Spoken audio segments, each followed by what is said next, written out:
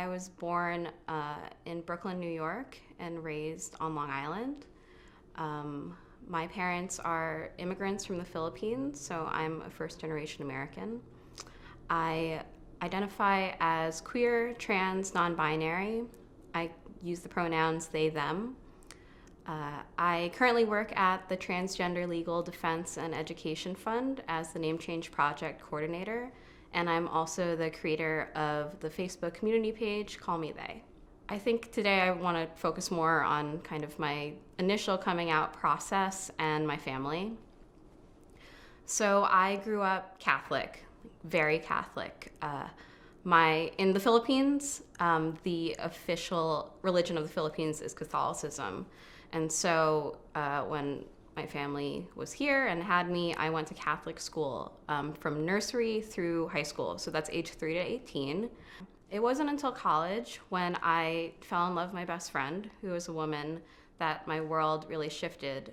So she was my first love.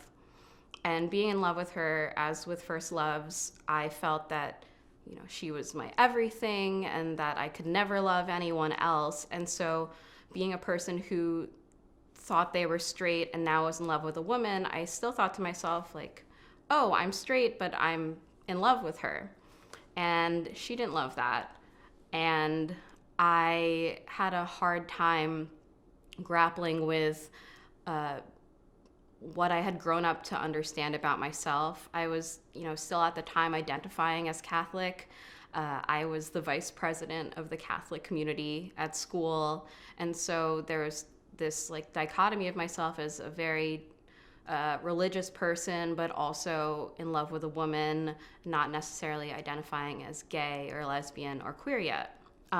She is introduced to my parents as my friend, quote unquote. A lot of people introduce their friends to their family or loved ones or parents before they are out. And she had left and gone home, and the party was over, and that time was over. And I was out on the porch with my dad, and he says to me, "So when are you going to tell your mom about you and name of my girlfriend at the time?"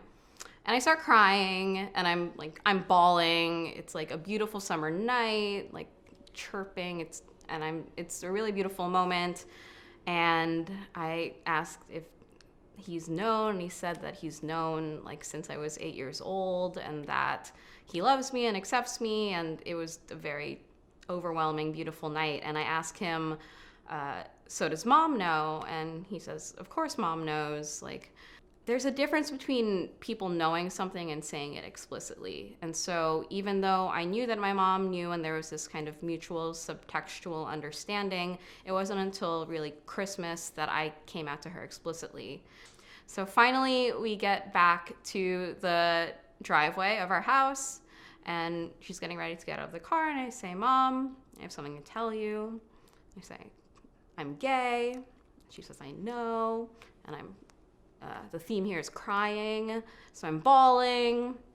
And I just feel really wonderful and accepted. We got engaged recently, and Caitlin actually learned how to ask for my parents' permission to propose to me in Tagalog, which is the language of the Philippines.